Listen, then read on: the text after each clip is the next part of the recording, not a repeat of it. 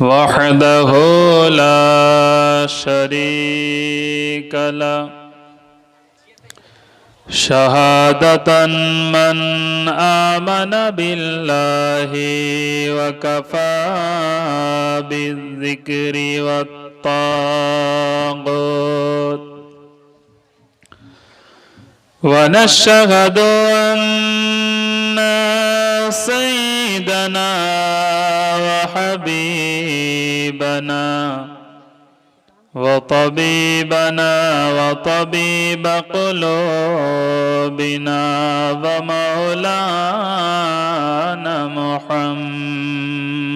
محمد صلى الله تعالى عليه وسلم عبده ورسوله الذي أرسله بالحق بشيرا ونذيرا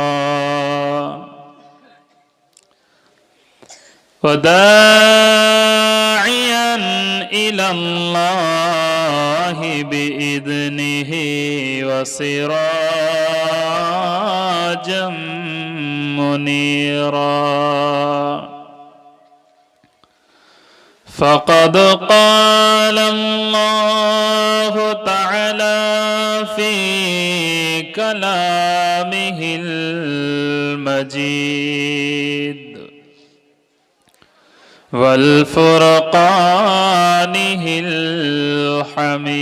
الحميد اهدنا الصراط المستقيم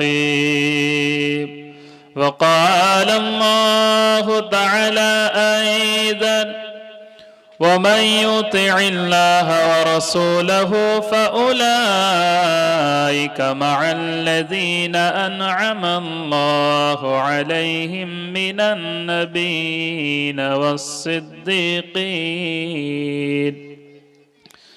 والصديقين والشهداء والصالحين وحسن أولئك رفيقا وقال النبي صلى الله تعالى عليه وسلم من رأى في المنام فقد رآني فإن الشيطان لا يتمثل صورتي رواه البخاري وقال الله تعالى في شان حبيبه الكريم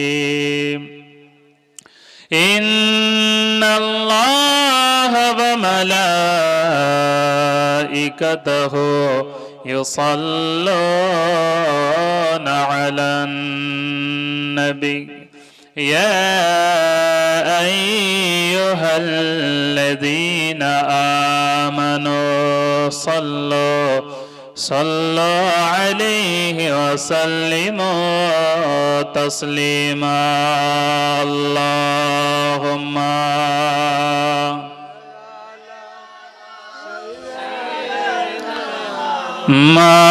مولانا محمد وعلى آل سيدنا لا ورب العرش जिसको जो मिला उनसे मिला ला रब्बिल अर्श जिसको जो मिला उनसे मिला बढ़ती है कौनैन में निअमत रसूलुल्लाह की अल्लाहुम्मा सय्यिदीना मौलाना मुहम्मद व अला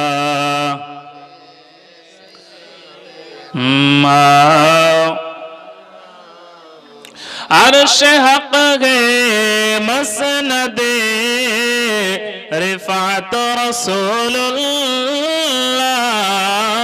की। अर्श हक है मसनदे रिफात रसूलुल्लाह की। देखनी है हश्र में इज्जत रसूलुल्लाह की। अल्लाहुम्मा मोहब्बत जो जोर जोर पढ़ुन ना सल्ले अला मौलाना मुहम्मद व अला मौलाना मुहम्मद। तुझसे और जन्नत से क्या मतलब वहाँ भी दूर हो। तुझसे और जन्नत से क्या मतलब वहाँ भी दूर हो। हम रसूलुल्लाह के और जन्नत रसूलुल्लाह की। अल्लाहुम्मा सय्यिदिना मौलाना मुहम्मद व अला आले सय्यिदिना मुहम्मद सल्लल्लाहु अला मुहम्मदीन सल्लल्लाहु अला मुहम्मद। हरदम ज़बान से निकलूं पाक नबी मुहम्मद। हरदम ज़बान से शाफियाना मुहम्मद सल्लल्लाहु ताला अलैहि वसल्लम। नबीर देशे जाबो আছে দিলে তামান্না। কার কার মনে তামান্না নেই একবার হাত ওঠান। এটা মনোযোগ সহকারে আপনাদেরকে শুনতে হবে, ধ্যান হারা হলে হবে না। আমি কি বলেছি বুঝতে পেরেছেন?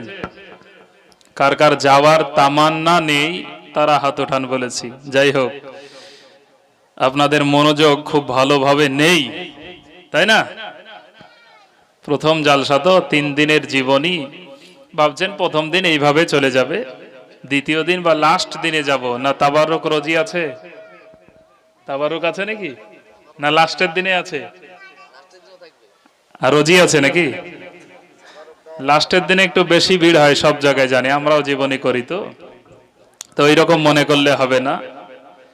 একটু গ্রামবাসীকে বলবো, রাস্তায় আসতে গিয়ে দেখলাম অনেক ছেলে মেয়ে ঘুরে বেড়াচ্ছে। বেকার সময় নষ্ট না করে পবিত্র মাহফিলে চলে আসুন।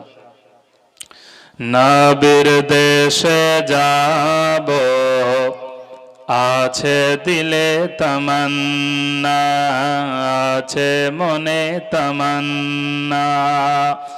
পাক রওজায় চুমা দিয়ে, পাক রওজায় চুমা দিয়ে মিটাব মনের বাসনা। নবীর দেশে যাব আছে দিলে তামান্না, আছে মনে তামান্না।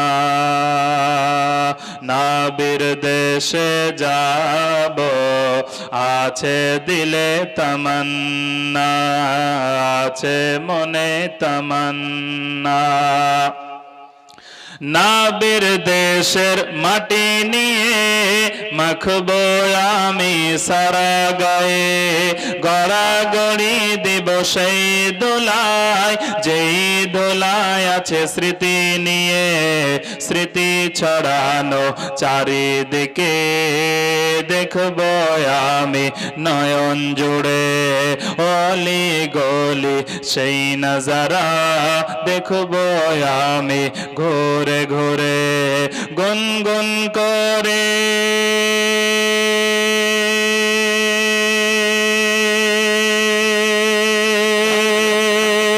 গুনগুন করে মধুর সুরে, গুনগুন করে মধুর সুরে গাইব খুশির তারানা। নবীর দেশে যাব আছে দিলে তমন্না, আছে মনে তমন্না।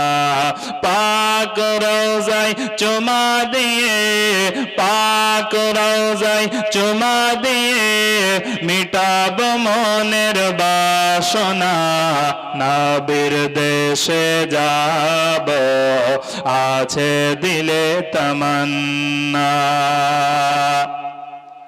মা ফাতেমা থাকতো যেথায় জান্নাতি হুর আসতো সেথায়। মহব্বতে বলি সুবহানাল্লাহ। মা ফাতেমা থাকতো যেথায় জান্নাতি হুর আসতো সেথায়। ইমাম দুজনে করতো খেলা ফেরেশতা ঘুরে দেখতো সবাই। চাঁদের মতো রোশনি হতো ফাতেমার উঠান ভরে যেত। খুরমা খেজুরের সাজিয়ে ডালি হাসান হোসেনকে দিয়ে যেত। বলতো সবাই,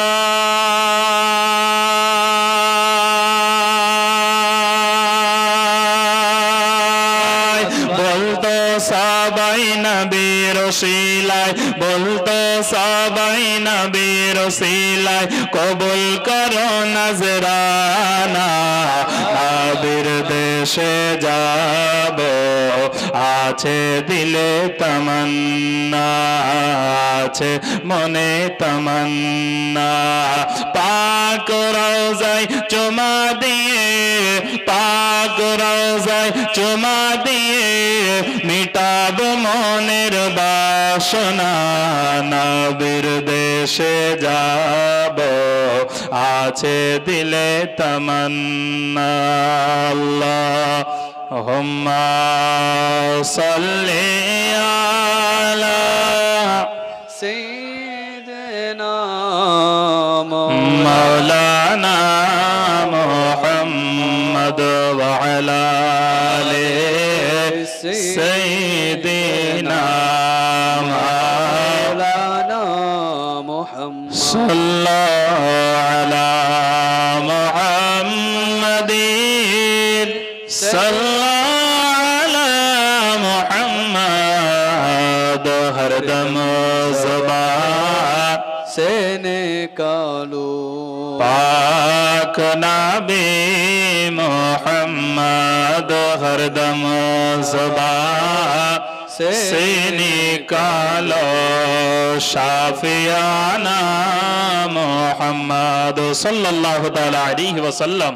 अल्हम्दुलिल्लाह, যাবতীয় প্রশংসা মহান স্রষ্টা সর্বদ্রষ্টা আল্লাহ পাক রব্বুল আলামিনের নিমিত্তে, যিনি আমাদেরকে হাজারো ব্যস্ততার পরেও পবিত্র এ মাহফিলে অংশগ্রহণ করা তৌফিক ইনায়াত করেছেন। তাই আমরা সকলে অবনীত চিত্তে হৃদয়ের আবেগ অনুভূতি উজাড় করে সমাবিত কণ্ঠে রাত্রির নিস্তব্ধতাকে ভঙ্গ করে আল্লাহ পাকের শুকরিয়া জ্ঞাপনার্থে একটিবার সকলে বলি আলহামদুলিল্লাহ। এটা জোরে বলুন না আলহামদুলিল্লাহ। আলহামদুলিল্লাহ। পরে পরে বিশ্ব মানবতার মুক্তির দূত আকাই নামদার মাদানী তাজদার যিনি এ বিশ্ব সভার সভাপতি, সকল নবী ও রাসূলের মাথার মুকুট মাথার তাজ, যে নবীকে আল্লাহ পাক রব্বুল আলামিন সৃষ্টি না করিলে সৃজন না করিলে নিজের খোদায়িত্বই প্রকাশ করিতেন না। আল্লাহ পাক রব্বুল আলামিন হাদিসে কুদসির মধ্যে বলেন, লাউলা কালামা আজহারতু রুবুবিয়্যা, হে নবী আমি আপনাকে সৃজন না করিলে নিজের খোদায়িত্বই প্রকাশ করিতাম না। বলুন সুবহানাল্লাহ। সুবহানাল্লাহ। তাহলে আল্লাহ পাক রব্বুল আলামিন নিজে যে প্রকাশ হয়েছেন তার মূল কারণ হচ্ছে প্রিয় নবী সাল্লাল্লাহু তাআলা আলাইহি ওয়াসাল্লামকে সৃষ্টি করার জন্য, তৈরি করার জন্য আমার আল্লাহ পাক নিজে প্রকাশ হয়েছেন। সেই নবীর প্রতি লাখো কোটি দরুদ ও সালাম বৃষ্টির ধারা বর্ষিত হোক, অর্পিত হোক, নাজিল হোক। আরো একটিবার আমরা সকলে বলি আল্লাহুম্মা আমিন। আল্লাহুম্মা আমিন। এই রসুলের প্রতি দরুদ পড়লে কতটা ফজিলত, কয়েকটা হাদিস শুনিয়েই আমি আলোচনার দিকে যাব। রসুলে পাক সাল্লাল্লাহু তাআলা আলাইহি ওয়াসাল্লাম তিনি বলেন, কিয়ামতের ময়দান এমন একটি ময়দান হবে, এই ময়দানের জমিনটা তামার মতো হয়ে যাবে। কিয়ামতের ময়দানে সূর্য মাথার নিকটে নেমে আসবে। হাদিসের ভাষায় আসছে সূর্য কতটা নিচে আসবে? সূর্য 2 মাইল বা 2 মিল সমান নিচে চলে আসবে। 2 মাইল দূরে সূর্য থাকবে। হাদিসের ব্যাখ্যায় আসছে এই মাইল বা মিল বলতে কাকে বোঝানো হয়? আমরা রাস্তাকে মাইল হিসাব করি, 1 মাইল সমান 1.5 কিলোমিটার, তাই না? তাহলে 2 মাইল হলে 3 কিলোমিটার। তো এটা কনফার্ম না যে রাস্তার মাইলের কথাই নবীজি বলেছেন। এই হাদিসের ব্যাখ্যায় আসছে সুরমার সঙ্গে একটা সুরমা কাঠি থাকে, তাই না, সুরমা দেওয়ার জন্য চোখে।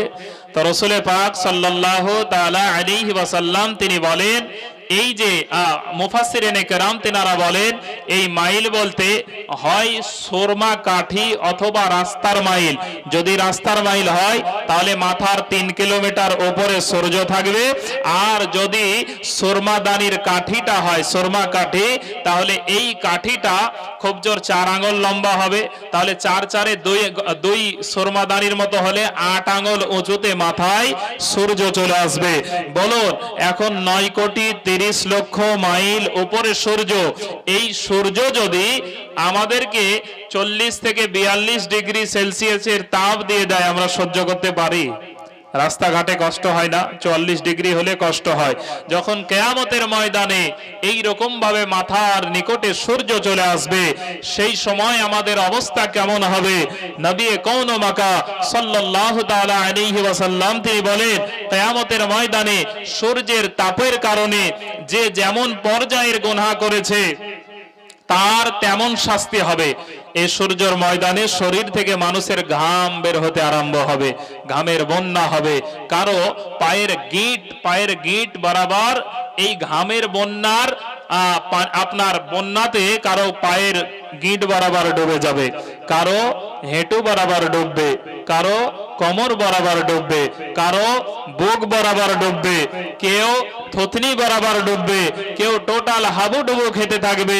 রাসূল করিম সাল্লাল্লাহু তাআলা আলাইহি ওয়াসাল্লাম তিনি বর্ণনা করেন, যেই ব্যক্তি আমার প্রতি বেশি বেশি করে দরুদ শরীফ পড়তে থাকবে, কিয়ামতের ময়দানে আমি রাসূলুল্লাহর নিকটে ওই ব্যক্তি জায়গা পেয়ে যাবে। বলুন সুবহানাল্লাহ। দরুদের এমন ফজিলত। তো যাই হোক, বলার উদ্দেশ্য হচ্ছে দরুদ শরীফ এমন একটি আমল, যেই আমলটি করলে নবী আমার বলেন, মান সাল্লা আলাইয়া সালাতান ওয়াহিদাতান, যেই ব্যক্তি আমি নবীর প্রতি একবার দরুদ শরীফ পড়বে, সাল্লাল্লাহু আলাইহি আশারা মাররা, আমার আল্লাহ তার প্রতি তৎক্ষণিক 10টা রহমত বর্ষিত করবেন। বলুন সুবহানাল্লাহ। প্রত্যেক আনহু আশারা খতিয়াত, আমার আল্লাহ তৎক্ষণিক সঙ্গে সঙ্গে তার 10টা গুনাহে সাগীরা মাফ করে দেবেন।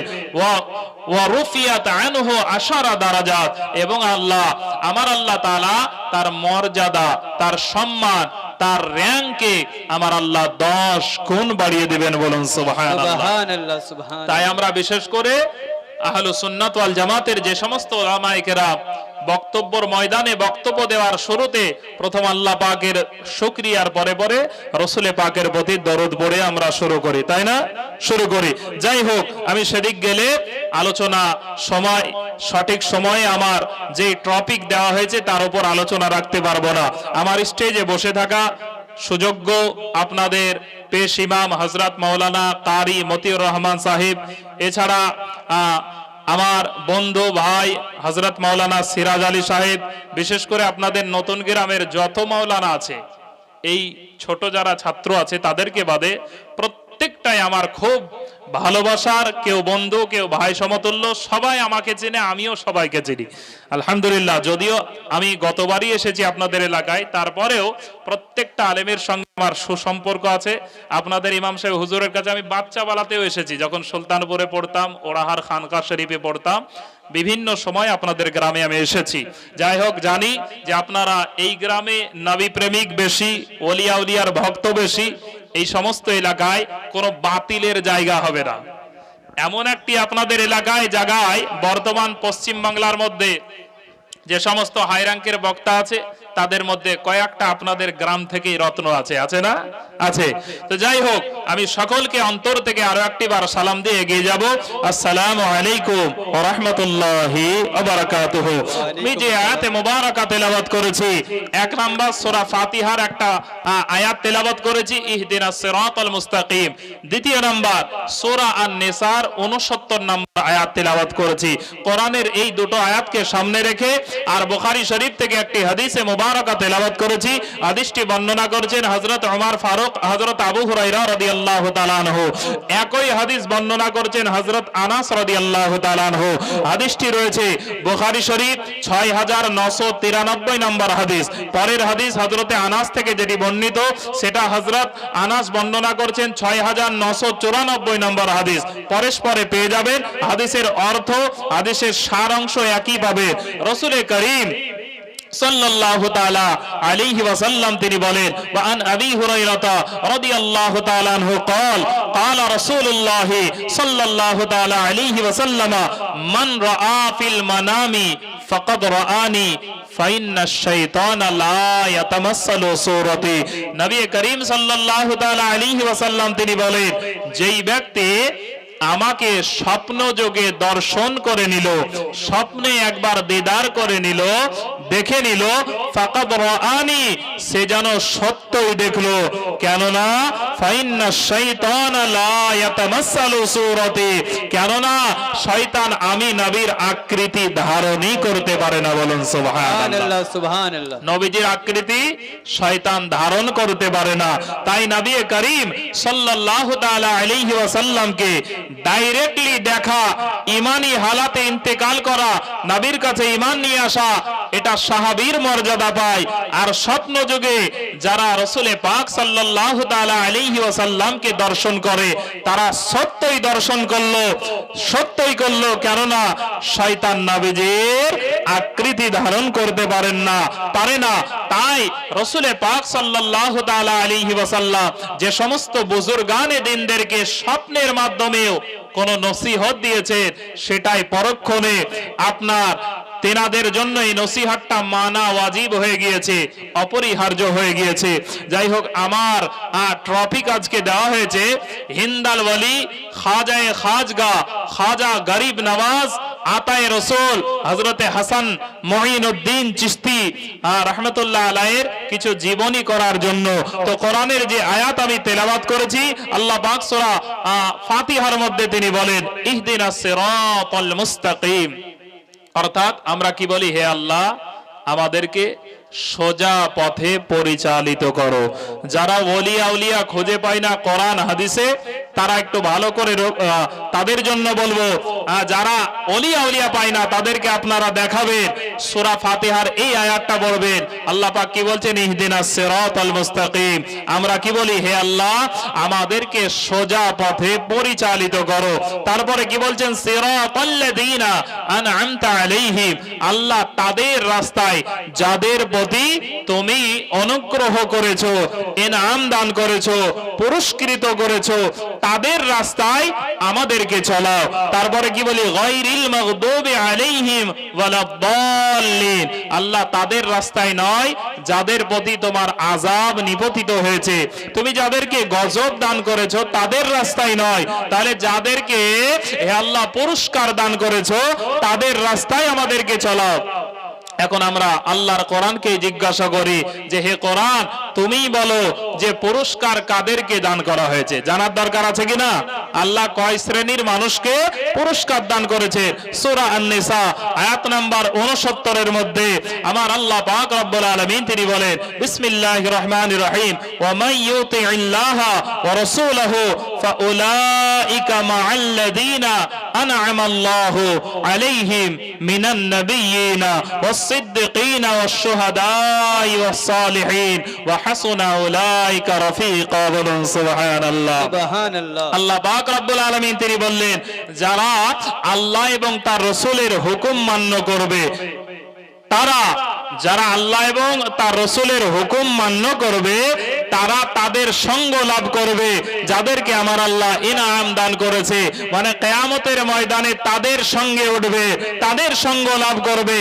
এক নাম্বার, আনআমাল্লাহু, যাদের উপর আল্লাহ ইনাম দিয়েছেন, আলাইহিম মিনান নবিয়িনা, নবীদের সঙ্গ লাভ করবে। দ্বিতীয় নাম্বার, ওয়াস-সিদ্দিকিনা, সত্যবাদী সিদ্দিকদের সঙ্গ লাভ করবে। তিন নাম্বার, ওয়াস-শুহাদা, শুহাদাগানের সঙ্গ লাভ করবে। চার নাম্বার, ওয়াস-সালিহিন, নেক আল্লাহ ওয়ালা ওলি আউলিয়া উলামায়ে কেরামের সঙ্গ লাভ করবে। বলুন সুবহানাল্লাহ। তাহলে ওলির কথা সূরা আন-নিসার 69 নাম্বার আয়াতে আপনি পেয়ে যাবেন আল্লাহ সালেহিন শব্দ দিয়েছে। এবার যদি আপনি বলেন এটাই ডাইরেক্টলি ওলির কথা নয়, তাহলে আপনাকে সূরা ইউনূসের 62 নাম্বার আয়াত দেখতে হবে। আল্লাহ রাব্বুল আলামিন বলেছেন, আলা ইন্না আউলিয়া আল্লাহি লা খাউফুন আলাইহিম ওয়ালা হুম ইয়াহজানুন আল্লাযীনা আমানু ওয়া কানু ইয়াত্তাকুন। এখানে আউলিয়া বহুবচনের শব্দ দিয়ে আল্লাহ বলছে, খবরদার, যারা আমার ওলি, যারা আমার আউলিয়া, তাদের ভয় নাই, ইহ জগতেও ভয় নাই, পর জগতেও কোনো তিনাদের টেনশন নাই। বলুন সুবহানাল্লাহ। সুবহানাল্লাহ। তাহলে ওলির কথা কোরআনে পেয়ে গেলেন। এবার বলতে পারেন হাদিসে কি আছে? উঠিয়ে দেখুন বুখারী শরীফ, বুখারী শরীফের মধ্যে 6502 নম্বর হাদিস। হাদিসটি বর্ণনা করেন হযরত আবু হুরায়রা রাদিয়াল্লাহু তাআলা আনহু, কিন্তু হাদিসটা হচ্ছে হাদিসে কুদসি। আমার রাসূল পাক সাল্লাল্লাহু তাআলা আলাইহি ওয়াসাল্লাম বলেন, ক্বালা আল্লাহু তাআলা, মান আদালি ওয়ালিয়ান ফাকাদ আযানতুহু বিল হারব। বুখারী শরীফ 6502 নম্বর হাদিস। নবী করিম বললেন, যেই ব্যক্তি, আল্লাহ তাআলা বলছে, যেই ব্যক্তি আমার ওলির সঙ্গে বেয়াদবি করবে, গোস্তাখি করবে, শয়তানি করবে, আল্লাহ বলছেন আমি আল্লাহ তার সঙ্গে যুদ্ধের ঘোষণা করব। বলুন সুবহানাল্লাহ। সুবহানাল্লাহ। সুবহানাল্লাহ। তাহলে আল্লাহ তাআলা যুদ্ধ করবে যারা ওলির বিরুদ্ধে কথা বলবে। চলুন আমরা খাজা গরিব নওয়াজের একটু জীবনীর মাধ্যমে শুনবো এই ভারতবর্ষে মুসলমান কেমন করে হয়েছে, আর ওলি আউলিয়ার মাধ্যমে আমার আল্লাহ ইসলামকে কেমন ভাবে প্রচার করিয়েছেন, সেই দিকে যাব। মহব্বতে একটিবার আমরা দর্শে পড়ে নি, আল্লাহুম্মা। একটু এগিয়ে আসুন না আপনারা, সামনে আসেনি, ফাঁকা রেখে পিছনে বসছে। মাওলানা মুহাম্মদ ওয়া আলা আলি সাইয়্যিদিনা মাওলানা মুহাম্মদ সাল্লাল্লাহু আলা মুহাম্মাদিন সাল্লাল্লাহু আলা মুহাম্মদ। হরদম ज़बां से निकालो पाक नामे मुहम्मद, हरदम ज़बां से निकालो शाफियाना মুহাম্মদ সাল্লাল্লাহু তাআলা আলাইহি ওয়াসাল্লাম। মিল্লাতে ইসলামী আমার ভালোভাবে মনে আছে, গতবার আপনারা হযরত বড় পীর আব্দুল কাদের জিলানী ও গিলানী রাহমাতুল্লাহ আলাইহির জীবনী করিয়েছিলেন, তাই না? তাহলে সেই কারণেই আপনাদের একটু চিন্তা আছে যে হুজুর বড় পীর আব্দুল কাদের জিলানীর জীবনী শুনেছি আর খাজা গরিব নওয়াজেরটা হয়নি, তাই আমাকে কমিটির তরফ থেকে বলা হয়েছে যে হুজুরের একটু জীবনী করবে। শুনতে রাজি আছেন তো? হ্যাঁ। হযরত খাজা মুঈনউদ্দিন চিশতি, ওনার আসল নাম হচ্ছে হযরত খাজা হাসান মুঈনউদ্দিন চিশতি। হাসান আসল নাম। উনি পিতা এবং মাতা উভয় দিক দিয়েই নবীর বংশ। মায়ের দিক দিয়ে হুসাইনি সৈয়দ আর পিতার দিক দিয়ে হাসানি সৈয়দ। বলুন সুবহানাল্লাহ। হযরত খাজা মুঈনউদ্দিন চিশতি রাহমাতুল্লাহ আলাইহির পিতার নাম হচ্ছে গিয়াসউদ্দিন। কি নাম বললাম? গিয়াসউদ্দিন। মায়ের নাম হচ্ছে মাহে নূর। কি নাম বললাম? মাহে নূর। হযরত খাজা মুঈনউদ্দিন চিশতি রাহমাতুল্লাহ আলাইহির জন্ম হয়েছিল ইরানে। কোথায়? ইরানে। সেই স্থান বা সাজিস্তান এলাকার আপনার সানজার গ্রামে জন্মগ্রহণ করেছিলেন। এই কারণে মঈনুদ্দিন চিশতি সানজারি বলে, বলে না গো? কেন বলে সানজারি? এই কারণে ওনার গ্রামে, যেই গ্রামে জন্মগ্রহণ করেছিলেন এই গ্রামের নাম ছিল সানজার, তাই সানজারি। যেমন মুর্শিদাবাদের বক্তা আমরা, যদি মুর্শিদাবাদ থেকে বাইরে চলে যায় তাহলে বলে মুর্শিদাবাদী, বুঝতে পারলেন? মুর্শিদাবাদী বলে। তো যে যেই জায়গার হয় তার জায়গা অনুপাতে তার টাইটেলটা দেওয়া হয়। তো খাজা মঈনুদ্দিন চিশতি রহমতুল্লাহ আলাই তিনি জন্মগ্রহণ করেছেন ইরানে।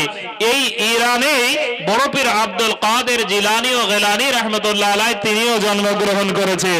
মজার বিষয়, খাজা মঈনুদ্দিন চিশতি এবং হযরতে আপনার বড় পীর আব্দুল কাদের জিলানী দূর সম্পর্কের খালাতো ভাই ছিলেন। বলুন সুবহানাল্লাহ। দূর সম্পর্কের, আমি এটা পড়ে এসেছি।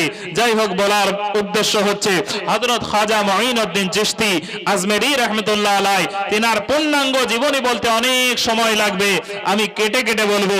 খাজা গরিব নওয়াজ যখন জন্ম নিলেন, জন্ম নেওয়ার পরে মায়ের গর্ভে থেকে ভূমিষ্ঠ হয়ে এবার মা আস্তে আস্তে মানুষ করছে। তো একদিন কোলে নিয়ে মাহে নূর হযরত খাজা মঈনুদ্দিন চিশতি রহমতুল্লাহ আলাইকে দুগ্ধ পান করাচ্ছিলেন। দুগ্ধ পান করানোর সময় পার্শ্বের গ্রামের একজন মহিলা তার সন্তানকে নিয়ে খাজা মঈনুদ্দিন চিশতির মায়ের কাছে, পিতার কাছে এসেছে। অনেক দরিদ্র অসহায় গরিব, তার কারণে কিছু সাহায্য নেবেন বলে হযরত খাজা মঈনুদ্দিন চিশতির মায়ের কাছে এসেছে। মিল্লাতে ইসলামী আমার হুজুর খাজা গরিব নওয়াজ রহমতুল্লাহ আলাই তিনি সবে বাচ্চা ছেলে, ওনার পরিচয় এখনো কোন জায়গার মানুষ জানে না। খাজা মঈনুদ্দিন চিশতি রহমতুল্লাহ আলাই মায়ের স্তনে দুগ্ধ পান করতেছিলেন। পার্শ্বের গ্রামের একজন মহিলা হযরতে খাজা মঈনুদ্দিন চিশতির মা মাহেনুর বিবির কাছে আপনার কিনা আসার পরে ডাক দিয়ে বলে যে, হে বিবি মাহেনুর, আমি একজন অসহায় দরিদ্র মহিলা, আমি আপনার কাছে এসেছি। কয়েকদিন যাবত আমরা বাড়িতে রান্না করতে পারিনি, আমাদের বাড়িতে খাবার হয়নি, তাই আপনার বাড়িতে এসেছি একটু কিছু খাবারের জন্য, একটু কিছু সাহায্যের জন্য। এমন সময় যেই মহিলা সাহায্যের জন্য এসেছিলেন ওই মহিলার কোলে একজন বাচ্চা ছিল। ওই মহিলারই বাচ্চা কোলের মধ্যে চিৎকার করে কান্না করতে আরম্ভ করে। এমন কান্না করতে আরম্ভ করে বিবি মাহেনুর হযরতে খাজা মঈনুদ্দিন চিশতির আম্মি জান আপনার কিনা তিনি ওই মহিলাটাকে বলতে আরম্ভ করে, হে আমার বোন, তুমি এক কাজ করো, তোমাকে পরে কথা বলে, তুমি আগে এক জায়গায় বসে তোমার ছোট্ট সন্তানটাকে দুধ পান করিয়ে দাও, কারণ তোমার ছেলে কান্নায় ভেঙে পড়েছে, কান্না করতে আরম্ভ করেছে, তুমি তোমার ছেলেকে আগে দুধ পান করিয়ে দাও। ওই মহিলা হযরতে খাজা গরিব নওয়াজের আম্মি জানকে ডাক দিয়ে বলে, হে বিবি মাহেনুর, তোমাকে দুঃখের কথা আমি কি বলবো, আমি আজকে আমার ছেলে কান্না করছে, তার কান্নার পরে আমি কান্না চুবাতে পারবো না। বিবি মাহেনুর হযরতে মঈনুদ্দিন চিশতির আম্মি জান তিনি বলেন, বন্ধে এইরকম কথা তুমি কেন বলো? বলে, আমার মাহেনুর, বিবি মাহেনুর শুনে নাও, আমি আজকে 3 দিন যাবত খাবার খেতে পাইনি। কোনো খাবার যদি না খাই মা কেমন করে দুগ্ধ দেবে? যদি সঠিকভাবে প্রোটিন খাবার না খেতে পারে, পানি পান করতে না পারে, তবে মা তার সন্তানকে দুধ দিতে পারবে কি? বলুন, পারবে গো? হ্যাঁ, সন্তানকে দুগ্ধ দেওয়ার জন্য মায়ের খাবারের দরকার আছে, মায়ের প্রোটিনের দরকার আছে, মায়ের পানি পান করার দরকার আছে, তবে আমার আল্লাহ তার দ্বারা সন্তানকে দুগ্ধ পান করাবে। নচেত মা যদি না খেতে পায় সন্তানকে কেমন করে খাওয়াবে? ঠিক কিনা বলুন? হযরতে বিবি মাহেনুরের আপনার কিনা যখন এই কথা শুনতে পেলেন, তার মা বলতে আরম্ভ করলো, হ্যাঁ বিবি মাহেনুর, আমার ছেলে আজকে নাই, 3 দিন যাবত কান্না করে যায়। আমি স্থানে লাগিয়ে দিই, লাগার পরে কয়েকবার চুষার পরে আমার ছেলে দুধ পায় না, আবার কান্না করতে আরম্ভ করে। এইভাবে বিবি মাহিনুর তিনি কিছু বলতে পারেন না, কি করবেন? বাচ্চা ছেলে হযরতে খাজা গরিব নওয়াজ সবে মায়ের কোলে, বাচ্চা ছেলে এখনো তিনি বড় হয়নি, এখনো তিনি কোনোই চলার ক্ষমতা বলার ক্ষমতা হয়নি। হুজুর খাজা গরিব নওয়াজ রাহমাতুল্লাহ আলাইহি তিনি কি করলেন? মায়ের স্তন থেকে মুখটা হটিয়ে নিলেন। মায়ের স্তন থেকে মুখ সরিয়ে নেওয়ার পরে হুজুর খাজা গরিব নওয়াজ যেন বাচ্চা ছেলে, তিনি মায়ের দিকে টুক টুক করে তাকায়। আমার খাজা গরিব নওয়াজ যেন বুঝে নিয়েছে ওই মা তার সন্তানের জন্য কি বলেছে। হুজুর খাজা গরিব নওয়াজ রাহমাতুল্লাহ আলাইহি তিনি তিনার মায়ের দিকে তাকিয়ে যায়। মায়ের দিকে সন্তান যখন বারবার তাকায়, হযরতে বিবি মাহিনুর তিনি ছেলে হযরতে খাজা মুঈনুদ্দিন চিশতির দিকে তাকায়। এবার হযরতে খাজা মুঈনুদ্দিন চিশতি রাহমাতুল্লাহ আলাইহি তিনি যেন কথা বলতে পারে না, এখনো বাচ্চা ছেলে। হাতটা তুলে হযরতে খাজা গরিব নওয়াজ ইশারা করতে আরম্ভ করেছে, ওনার মাকে হাত তুলে বাচ্চার দিকে দেখাতে আরম্ভ করেছে। মহব্বতে বলুন সুবহানাল্লাহ। মায়ের কোলে বাচ্চা ছেলে খাজা গরিব নওয়াজ রাহমাতুল্লাহ আলাইহি উনি হাত তুলে ইশারা করছেন বাচ্চার দিকে। কয়েকবার যখন ইশারা করেছে তখন বিবি মাহিনুর বুঝতে পেরেছে আমার ছেলে দুধ পান করতে করতে দুধ পান করা বন্ধ করে দিয়েছে এবং হাত তুলে ইশারা করছে। ইশারা দেখে উনি বুঝতে পেরেছে আমার ছেলে তাকে খাবার খাওয়ানোর জন্য বলছে, তাকে দুধ পান করার জন্য বলছে। খাজা গরিব নওয়াজের এই ইশারা দেখে ওনার মা কি করলেন তার পূর্বে আমি বলি, হযরত খাজা গরিব নওয়াজ মায়ের কোলে থেকে বাচ্চা ছেলে আঙুল তুলে ইশারা করলেন। এই কথায় কারো ডাউট আছে? হ্যাঁ, ডাউট আছে গো? আপনাদেরকে একটা বাস্তব প্রমাণ আমি দিই কোরআন থেকে। সূরা মারিয়ামের মধ্যে পাবেন, সম্ভবত 30 নম্বর আয়াতে। হযরত বিবি মারিয়াম আলাইহিস সালামের সন্তান যখন ভূমিষ্ঠ হলো, কিভাবে? স্বামী নাই, তাই না? বিবি মারিয়াম আলাইহিস সালামের স্বামী ছাড়া আল্লাহ সন্তান দিয়েছে। তো মা মারিয়াম আলাইহিস সালাম যখন সন্তান ভূমিষ্ঠ করলেন, তারপরে আল্লাহর অর্ডার হলো তুমি তোমার গ্রামে চলে যাও। গ্রামে গেলেন, যাওয়ার পরে সবাই বলে হে মারিয়াম তোমাকে আমরা সবাই সতী সাবিত্রী মনে করতাম, তোমাকে আল্লাহওয়ালি মনে করতাম, ঈমানদার মহিলা মনে করতাম, কিন্তু তুমি তো একজন দুশ্চরিত্রের মহিলা, তুমি তো ব্যভিচারিণী, তুমি স্বামী ছাড়া সন্তান জন্ম দিয়েছো। হযরত বিবি মারিয়াম আলাইহিস সালাম আল্লাহর দরবারে বলেন আল্লাহ ইজ্জতের মালিক হচ্ছ তুমি, জিল্লতের মালিকও তুমি। আল্লাহ তুমি আমাকে বিনা স্বামীর দ্বারাই সন্তান দিয়েছো, আল্লাহ আমার ইজ্জত তোমাকে রক্ষা করতে হবে। হযরত বিবি মারিয়াম আলাইহিস সালাম যখন এই কথা বললেন, আমার আল্লাহ তাআলা বললেন হে মারিয়াম যেই আল্লাহ তোমাকে বিনা স্বামীর দ্বারাই সন্তান দিতে পারে ওই আল্লাহ তোমার ইজ্জত রক্ষা করতে পারবে। বলুন সুবহানাল্লাহ। বলেন মারিয়াম তোমাকে কিচ্ছু করা লাগবে না, তারা তোমাকে যা বলছে তুমি বলো, তারা যেন তোমাকে প্রশ্ন না করে তোমার কোলের ছেলেকে প্রশ্ন করে। সুবহানাল্লাহ বলবেন না? আমি কোরআন বলছি সূরা মারিয়াম, সূরা মারিয়ামের মধ্যে আল্লাহ রাব্বুল আলামিন জানালেন, তো মারিয়াম আলাইহিস সালামকে আল্লাহ শিখিয়ে দিলেন মারিয়াম তুমি এক কাজ করো, তুমি তাদেরকে বলো আমাকে কোনো প্রশ্ন না করে আমার কোলের শিশু ছেলে হযরত কি নাম বলুন? ঈসা রুহুল্লাহ, ঈসা আলাইহিস সালাতু ওয়াস সালাম, যিনি দ্বিতীয় আসমানে আরাম করতেছে। হযরতে ইয়াহইয়া ও ঈসা আলাইহিস সালাম দ্বিতীয় আসমানে আরাম করছে। প্রথম আসমানে হযরতে আদম আলাইহিস সালাম, তৃতীয় আসমানে ইউসুফ আলাইহিস সালাম, চতুর্থ আসমানে ইদ্রিস আলাইহিস সালাম, পঞ্চম আসমানে মুসা আলাইহিস সালাম, ষষ্ঠ আসমানে হযরতে হারুন আলাইহিস সালাম, আর সাত আসমানে হযরতে ইব্রাহিম আলাইহিস সালাম। বলুন সুবহানাল্লাহ। সবাই আরাম করতেছে আসমানে। তো হযরত ঈসা রুহুল্লাহ মায়ের কোলে বাচ্চা ছেলে, যখন মা এই কথা বললেন গ্রামবাসীকে, গ্রামবাসী কি বলে জানেন? যে মারিয়াম তুমি তো একটা নোংরা কাজ করে এসেছো, আবার আমাদের সঙ্গে মজাক করো। কোলের বাচ্চা ছেলে কোনোদিন কথা বলতে পারবে গো? হ্যাঁ পারবে? পারবে না। তেমনই তাদের ধারণা, কিন্তু আল্লাহ চাইলে পারবে না? পারবে কি পারবে না? আল্লাহ চাইলে পাথরকে কথা বলান, আল্লাহ চাইলে পাথরকে কথা বলান, সেদিকে আমি যাব ইনশাআল্লাহ। তাহলে বাচ্চা ছেলেকে কথা কেন বলাতে পারবেন না? বাচ্চা বেলায় কান্না করতে করতে কত শব্দ বেরিয়ে যায়, আল্লাহ বাড়ায়, মা বাড়ায়, আব্বা বাড়ায়, বের হয় না? বের হয়। এবার বিবি আপনার মারিয়াম আলাইহিস সালামকে বলল, মারিয়াম মজাক করো। বিবি মারিয়াম আলাইহিস সালাম তিনি বলেন, হে আমার গ্রামবাসী শোনো, আমি তোমাদের সঙ্গে মজাক করি না, আমি তোমাদের সঙ্গে ইয়ারকি করি না।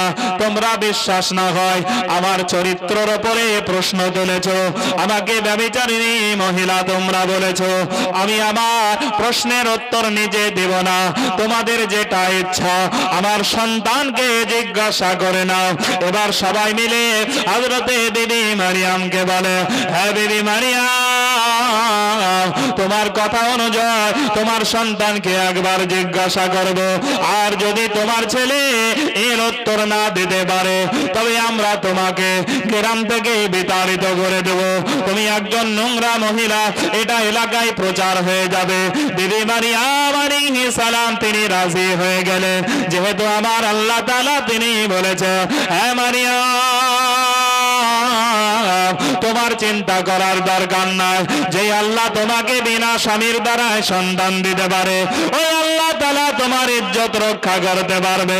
কারণ আমার আল্লাহ তাআলা তিনি কালামুল্লাহ শরীফের মধ্যে জানিয়েছে, ওয়া তুইজ্জু মা তাশাউ ওয়া তুযিল্লু মা তাশাউ বিয়াদিকাল খায়রু ইন্নাকা আলা কুল্লি শাইইন কাদির। বলুন সুবহানাল্লাহ। আমার আল্লাহ তাআলা তিনি জানিয়েছেন, আল্লাহ যাকে ইচ্ছা ইজ্জত দান করেন, আবার আমার আল্লাহ তাআলা যাকে আপনার কিনা জিল্লত দেন, পৃথিবীর কেউ তাকে সম্মান দিতে পারবে না। আমার আল্লাহ যার সম্মান বাড়াবে পৃথিবীর কেউ সম্মান বাড়াতে পারবে না। আর আল্লাহ তাআলা সব জিনিসের প্রতি কুদরত রাখে, ক্ষমতা রাখে। বিবি মারিয়াম আলাইহিস সালামকে যখন এই কথা বলা হলো, বিবি মারিয়াম আলাইহিস সালাম তিনি বলতে আরম্ভ করলেন, হে আমার গ্রামবাসীরা শুনে নাও, শুনে নাও, তোমরা একবার আমার ছেলেকে প্রশ্ন করে দেখো। এবার গ্রামবাসী সবাই বলল, একবার মারিয়ামের কথা অনুযায়ী তার সন্তানকে জিজ্ঞাসা করা যাক। বিবি মারিয়াম আলাইহিস সালামের কোলের শিশু সন্তান হযরত ঈসা আলাইহিস সালামকে ডাক দিয়ে বলে, হে বাচ্চা তুমি বলো তোমার মা এই যে কর্ম করেছে এই কর্ম কি ঠিক করেছে? তোমার পিতাকে পরিচয় দাও।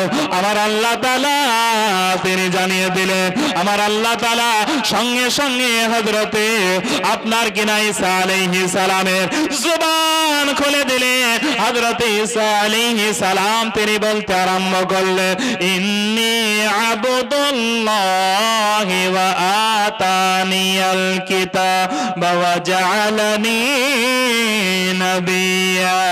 বলুন সুবহানাল্লাহ। হযরত ঈসা আলাইহিস সালাম তিনি বলেন, ইন্নী আবদুল্লাহ, নিশ্চয় আমি হলাম আল্লাহর বান্দা, আমি আল্লাহর বান্দা, আমার কোনো পিতা নাই, আমাকে আল্লাহ বিনা পিতার দ্বারাই দুনিয়াতে পাঠিয়েছে। পরিচয় তিনি দিয়ে দিলেন, ওয়া আতানিয়াল কিতাব, এবং আমাকে আল্লাহ কিতাব নাযিল করেছে। ঈসা নবীর উপরে ইনজিল কিতাব আল্লাহ দিয়েছে। তিনি বললেন, আমাকে আল্লাহ কিতাব দিয়েছে, আমার প্রতি কিতাব নাযিল করেছে। কিতাবের নাম হচ্ছে ইনজিল। ওয়া জাআলানি নাবিয়্যা, এবং আমার আল্লাহ তাআলা দুনিয়াতে আসার পূর্বে আমার আল্লাহ নবী করে এই দুনিয়াতে পাঠিয়েছে, নবী করে আমাকে পাঠিয়েছে। তাহলে যারা বলে আমার আপনার আখিরি নবীর জন্য, যারা বলে 40 বছরে নবী হয়েছে, এদের মতো মূর্খ আর কেউ আছে গো? যে ঈসা আলাইহিস সালাম আমার আপনার নবীর উম্মত হওয়ার জন্য আল্লাহর কাছে আকাঙ্ক্ষা করেছিলেন, আরজি করেছিলেন, তাই আবার আল্লাহ দুনিয়াতে পাঠাবেন, এই ঈসা নবীর পাওয়ার জানেন? কোরআন শরীফে আল্লাহ বলছেন ওয়া উবরিউল আকমাহা ওয়াল আবরাসা ওয়া উহিল মাউতা বিইذনিল্লাহ। হযরত ঈসা আলাইহিস সালাম যদি কোনো কুষ্ঠ রোগীর গায়ে হাত বলিয়ে দোয়া করে দিতে, আমার আল্লাহ সেকেন্ডের মধ্যে কুষ্ঠ রোগী দূর করে দিতেন। বলুন সুবহানাল্লাহ। কুষ্ঠ রোগকে ভালো করে দিতে। ওয়া উবরিউল আকমাহা ওয়াল আবরাসা, এবং কারো সেতি অসুখ, সেতি বোঝেন তো নাকি, সাদা দাগ দাগ পড়ে যায়, তো আমার আল্লাহ জানাচ্ছে হযরত ঈসা আলাইহিস সালাম সেতি রোগী কোনো ব্যক্তি এসে যদি বলতেন হুজুর একটু দোয়া করে দে, আমার দিকে মানুষ তাকায় না, আমার দিকে সবাই তাকিয়ে বদনাম করে, তো হযরত আপনার কিনা ঈসা আলাইহিস সালাম যখন তার গায়ে হাত বলিয়ে দোয়া করতে, মুহূর্তের মধ্যে আমার আল্লাহ সেতি রোগকেও ভালো করে দিতেন। বলুন সুবহানাল্লাহ। ওয়া উবরিউল আকমাহা ওয়াল আবরাসা ওয়া উহিল মাউতা বিইذনিল্লাহ, এবং আমার আল্লাহ কি করতে, অন্ধ ব্যক্তি যারা, ওয়া উবরিউল আকমাহা ওয়াল আবরাসা, অন্ধ ব্যক্তি যারা, অন্ধ ব্যক্তিকে ঈসা আলাইহিস সালাম গায়ে হাত বলিয়ে দিলে, চোখে হাত বলিয়ে দিলে ভালো করে দিতে, এবং আল্লাহর বাডারে মুর্দা ব্যক্তিকে যখন বলতেন কুম বিইذনিল্লাহ, আমার আল্লাহ মুহূর্তের মধ্যে জিন্দা করে দিতেন। বলুন সুবহানাল্লাহ। এত বড় নবী হযরত ঈসা আলাইহিস সালাম, তারপরেও তিনি বলছেন আল্লাহ তুমি আমাকে নবী না বানিয়ে তোমার আখিরি জামানার নবীর উম্মত বানালে আমি ঈসা আলাইহিস সালাম বেশি ধন্য হতাম। বলুন সুবহানাল্লাহ। কোন নবীর আমরা উম্মত, ওই নবীর কোন পৃথিবীর কেউ ওই নবীর সমতুল্য হতে পারবে? আদম নবী থেকে এখন পর্যন্ত, এমনকি কিয়ামতের সকাল পর্যন্ত যে যাই বলুক না কেন, আমার নবীর মতো কেউ হতে পারবে গো? পারবে? এটা জোরে বলুন না, পারবে? হয়নি, হবে না, হতে পারে না আমার নবীর সাথে কারো তুলনা। মুহাম্মদ বলুন সুবহানাল্লাহ। হয়নি, হবে না, হতে পারে না আমার নবীর সাথে কারো তুলনা। আরে তুলনা তো দূরের কথা, ছায়াও মেলে না। হয়নি, হবে না, হতে পারে না আমার নবীর সাথে কারো তুলনা। হযরত ইউসুফকে দেখে যারা আঙুল কেটেছে, তারা কি মোর নবীর রূপ দেখেছে? মুহাম্মদ বলুন সুবহানাল্লাহ। হযরত ইউসুফকে দেখে যারা আঙুল কেটেছে, তারা কি মোর নবীর রূপ দেখেছে? দেখতো যদি কেটে দিত, দেখতো যদি কেটে দিত তাদের কলিজা খানা। হয়নি, হবে না, হতে পারে না আমার নবীর সাথে কারো তুলনা। আর তুলনা তো দূরের কথা, ছায়াও মেলে না। হয়নি, হবে না, হতে পারে না আমার নবীর সাথে কারো তুলনা। আল্লাহুম্মা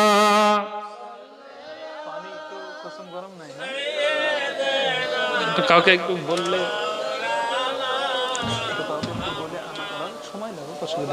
ফোন করো, তাহলে যেতে হবে না। মাওলানা মুহাম্মদ সাল্লাল্লাহু তাআলা আলাইহি ওয়াসাল্লাম মিল্লাতে ইসলামী আমার হযরত ঈসা রুহুল্লাহ এত বড় আল্লাহ পাওয়ারফুল নবী বানিয়েছেন, তাও কি বলছেন আল্লাহ তোমার আখিরি জামানার নবীর উম্মত যদি বানাও তবে আল্লাহ আমি বেশি ধন্য হব। তাই আমার আল্লাহ তার দোয়াকে কবুল করে আমার আপনার নবীর উম্মত করে আবার দুনিয়ার জমিনে পাঠাবেন। বলুন সুবহানাল্লাহ। তাহলে ঈসা নবী যদি মায়ের গর্ভে বাচ্চা ছেলে কথা বলতে পারে, আল্লাহর কোরআন সূরা মারিয়ামের সম্ভবত 30 নম্বর আয়াতের মধ্যে আপনি পেয়ে যাবেন, ইন্নী আবদুল্লাহ ওয়া আতানিয়াল কিতাব ওয়া জাআলানি নবিয়্যা। সূরা মারিয়ামের আমি বলে দিই, 30 নম্বর আয়াতের মধ্যে আপনি পেয়ে যাবে। তাহলে তিনি কি বললেন? নিশ্চয় আমি আল্লাহর বান্দা, আমার প্রতি আল্লাহ কিতাব নাযিল করেছেন এবং আমাকে আল্লাহ নবী বানিয়ে পাঠিয়েছেন। তাহলে ঈসা নবীকে যদি আমার আল্লাহ নবী বানিয়ে পাঠায়, আমাদের নবীকে যারা বলে 40 বছরে নবী হয়েছে, এটা কি মানা যাবে? আমার নবীকে প্রশ্ন করা হয়েছিল, ইয়া রাসূলুল্লাহ মাতা ওয়াজাবাত লাকান নবুওয়া, হে আল্লাহর নবী আপনার প্রতি কখন নবুয়ত অবধারিত হয়েছে। আমার রাসূলুল্লাহ তিনি বললেন, কুনতু নাবিয়্যান ওয়া আদামু বাইনাল মাই ওয়াত তিন, ওয়া ফি রিওয়ায়াতিন কুনতু নাবিয়্যান ওয়া আদামু বাইনাল রূহি ওয়াল জাসাদ। আমার নবীজি তিনি বললেন, শুনে নাও, শুনে নাও, আমাকে আল্লাহ তখন নবী বানিয়েছে যেই সময় আদম আলাইহিস সালাম পানি এবং মাটির মধ্যে মিশ্রিত অবস্থায় ছিলেন। আমাকে ওই সময় নবী বানিয়েছেন যেই সময় হযরত আদম আলাইহিস সালাম তিনি পানি এবং মাটির মধ্যে ছিলেন। তাহলে আমার নবী আপনার নবী। যারা বলে 40 বছরে নবী হয়েছে, আসলে তারা পড়াশোনা করে না। ঈসা নবী যদি দুনিয়াতে আসার পূর্বে নবী হয়ে আসে, আমার নবীকে যারা বলে 40 বছরে নবী হয়েছে, বলুন এটা মানা যাবে? হাদিসের ভাষাও তো বলা হচ্ছে, হাদিসের ভাষায় যে আমার নবী আদম নবী তৈরির আগে থেকে আমার আল্লাহ তেনাকে নবী বানিয়ে চতুর্থ হেজাবে রেখেছিলেন। তাহলে আমার নবী অটোমেটিক আগে থেকেই নবী। যারা বলে 40 বছরে নবী হয়ে এসেছে, এরা নবী বিদ্বেষী, নবীর শত্রু, তাই নবীর শান কমাতে চায়। দেখবেন যেখানেই নবীর শান, সেখানেই ওদের চুলকানি। নবীজির সম্মানের কথা বললেই চুলকানি। ওরা সবসময় মান সম্মান কমানোর চেষ্টা করে। আরে যার সম্মান আল্লাহ বানালো, তুই কমানোর কে রে? ঠিক কি না? আল্লাহ বলছেন, ওয়ারাফা'না লাকা যিকরাক, হে নবী আমি আপনার শান, আমি আপনার মান, আমি আপনার মর্যাদা, আমি আপনার র্যাঙ্কে বাড়িয়ে দিয়েছি। বলুন সুবহানাল্লাহ। যাই হোক, বলতে গেলে আবার লম্বা হবে। হযরত খাজা মুঈনুদ্দিন চিশতি আজমেরি সঞ্জারি রাহমাতুল্লাহ আলাইহ, যদি অন্য নবীর পাওয়ার এরকম হয়, আমার নবী বলেছেন, উলামায়ে উম্মতি কা আম্বিয়াই বানি ইসরাইল, আমার উম্মতের উলামাদের আল্লাহ বানি ইসরাইলদের সমতুল্য আমার আল্লাহ পাওয়ার দেবেন। বুঝলেন? বানি ইসরাইলদের নবীদের মতো তো আল্লাহ পাক। তাহলে হযরত খাজা মুঈনুদ্দিন শুধু উলামা নয়, আলেম নয়, বরং হযরতে খাজা মুঈনুদ্দিন চিশতি তিনি ছিলেন সুলতানুল হিন্দ, আতায়ে রাসূল।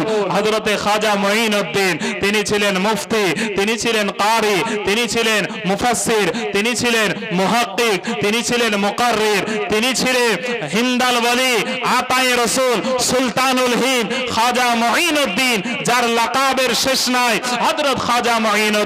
তাহলে যদি ঈসা আলাইহিস সালাম মায়ের কোলে কথা বলতে পারে, আমার খাজা মুঈনুদ্দিন চিশতি মায়ের কোল থেকে ইশারা করতে পারবে কি পারবে না? জোরে বলেন, পারবে কি পারবে না? অবশ্যই পারবে। তিনি ইশারা করলেন, মা বুঝে নিল যে ছেলে আমার ইশারা করে। ওনার মা বিবি মাহিনুর বুঝতে পারলেন আমার ছেলে ইশারা করেছে ওই বাচ্চাটাকে দুধ পান করানোর জন্য। বিবি মাহিনুর ওই পাশের গ্রামের মহিলাটাকে বলে, এ আমার বোন, তোমার ছেলেটাকে একবার আমার কোলে দাও। ওই মেয়েটা বলে, বিবি মাহিনুর, কেন আপনি আমার সন্তানকে নেবেন? আমার সন্তানকে আপনি চোবাতে পারবেন না, ও দুধ ছাড়া অন্য কিছু খেতে পারে না, শুধু বাচ্চা ছেলে দুধ পান করে থাকে। বিবি মাহিনুর পাশের গ্রামের মহিলাকে ডাক দিয়ে বলে, হে আমার বোন, তোমার ছেলেটাকে একবার আমার কোলে দিয়ে দাও। বিবি মাহিনুর তিনি সন্তানটাকে কোলে নিলেন। নেওয়ার পরে এবার আপনার কিনা নিজের দুধটা পান করাতে আরম্ভ করলেন। আমার খাজা গরিব নওয়াজ রাদিয়াল্লাহু তাআলা আনহু তিনার মা ওই বাচ্চা বেলায় মাকে ইশারা করে খাজা গরিব নওয়াজ তিনি মায়ের দুধ পান করালে। ওনাকে এমনি বলা হয় না গরিব নওয়াজ, মায়ের কোল থেকেই তিনি গরিবের প্রতি দয়াবান ছিলেন, মেহেরবান ছিলেন, তাই তেনাকে গরিব নওয়াজ বলা হয়। বুঝতে পারলে? খাজা গরিব নওয়াজ রাদিয়াল্লাহু তাআলা আনহু ওনার লম্বা জীবনী। তবে আমি আস্তে আস্তে কেটে কেটে একটু আপনাদেরকে বলবো যতক্ষণ সময় পাবো।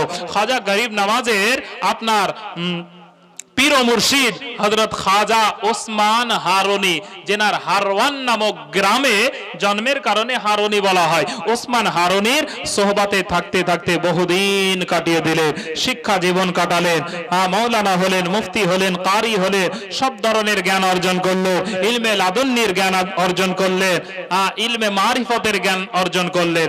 তারপরে একবার ওনার পীর ও মুর্শিদ হযরত খাজা ওসমান হারুনি ওনাকে নিয়ে হজে যাবেন। কোথায় যাবেন? কোথায়? হজে যাবেন। হজে নিয়ে বেরিয়ে গেলেন। হজে যাওয়ার পরে আল্লাহর ঘর কাবা শরীফের নিকটে আপনার কিনা যাওয়ার পরে কাবা শরীফের জিয়ারত করে নেওয়ার পরে ওনার পীর মুর্শিদ হযরতে খাজা ওসমান হারুনি রাহমাতুল্লাহ আলাইহি আল্লাহর দরবারে দোয়া করতে আরম্ভ করলেন, আমার পরওয়ারে দিগারে আলা, আমার সাধ্য অনুযায়ী খাজা গরিব নওয়াজকে যতটা দেওয়ার দিয়েছি, যা শিক্ষা দেওয়ার দিয়ে দিয়েছি, ওগো আল্লাহ তোমার দরবারে কবুল করে নাও। হাতিমে কাবার নিকটে একবারে দাঁড়িয়ে দাঁড়িয়ে দোয়া করে। হঠাৎ করে গায়বী আওয়াজ আসতে আরম্ভ করলো, এই ওসমান হারুনি, তোমার শিষ্য খাজা গরিব নওয়াজ যার জন্য তুমি দোয়া করো, আমি আল্লাহ তাআলা এই খাজা গরিব নওয়াজকে আমার দরবারে কবুল করে নিয়েছি, আমি আমার দরবারে কবুল করে নিয়েছি। খাজা গরিব নওয়াজ রাদিয়াল্লাহু তাআলা আনহুকে নিয়ে মক্কার সমস্ত আহকাম ও আরকান কমপ্লিট করার পরে এবার মদিনার জমিনে চলে গেলেন। আবার রাসূলুল্লাহর রওজা মুবারকে জিয়ারতের উদ্দেশ্যে চলে গেলেন। মসজিদে নববীতে নামাজের উদ্দেশ্যে চলে গেলেন। আবার রাসূলুল্লাহর রওজাতে জিয়ারতের জন্য আবার নবীজি তিনি জানিয়েছেন, মান যারা কবরি ওয়াজাবাত লাহু শাফাআতি, যেই ব্যক্তি আমার কবরের জিয়ারত করবে, আমার পবিত্র রওজা মুবারকের জিয়ারত করবে, আমার আল্লাহ তাআলা তাকে আপনার কিনা আমার নবীজি তিনি বলেন আমার জন্য তাকে শাফাআত করা, সুপারিশ করা আমি রাসূলুল্লাহর জন্য ওয়াজিব হয়ে যাবে।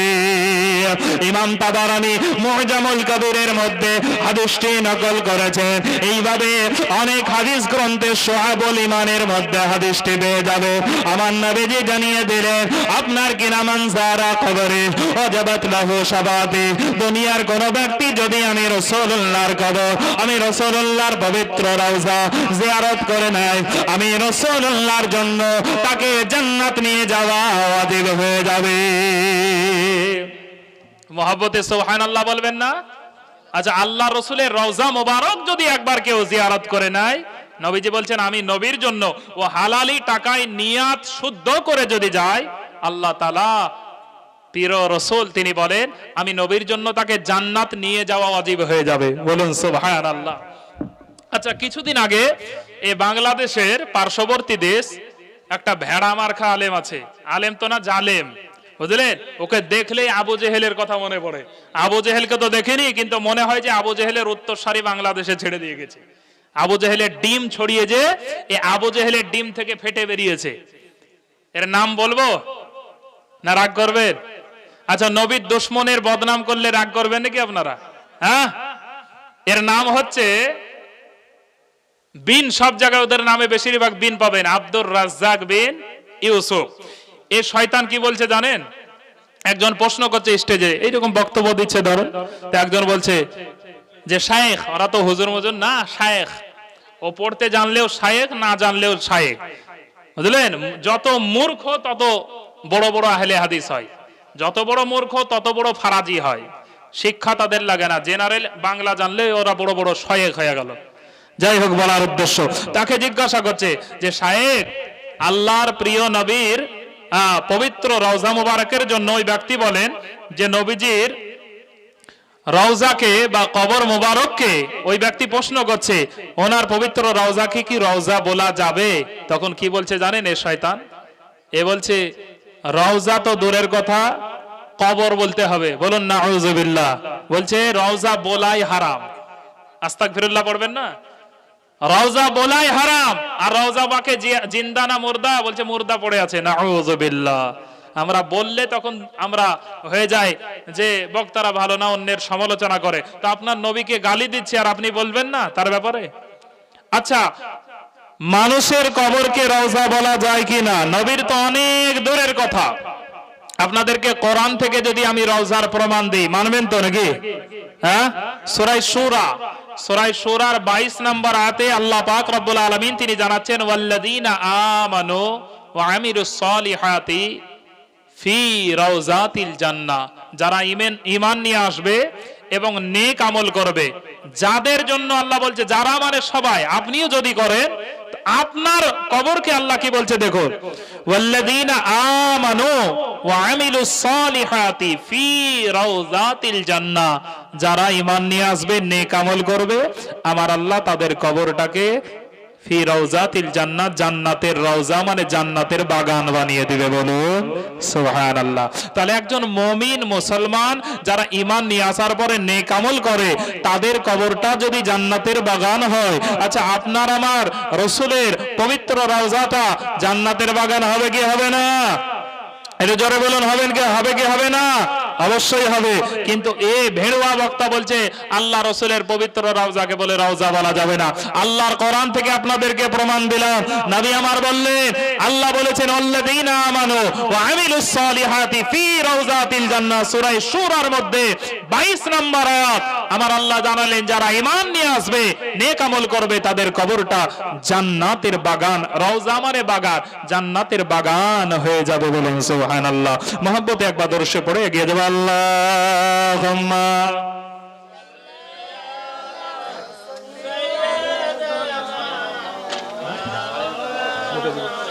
আচ্ছা ঠিক আছে ওয়া আলা আলি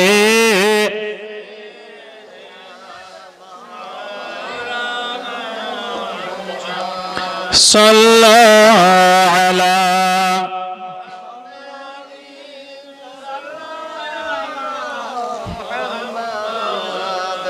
हरदम ज़बान से निकाला मोहम्मद, हरदम ज़बान से निकाला शाफी মোহাম্মদ সাল্লাল্লাহু তাআলা আলাইহি সাল্লাম মিল্লাতে ইসলামী। আমার বলতেছিলাম আমার রাসূলুল্লাহ রওজা মুবারকে গেলেন, হযরত আপনার কিনা খাজা মুঈনুদ্দিন চিশতি ওনার পীর মুর্শিদের সঙ্গে, ওসমান হারুনি রাহমাতুল্লাহ আলাইহির সঙ্গে তিনি আমার নবীজির রওজা মুবারক জিয়ারত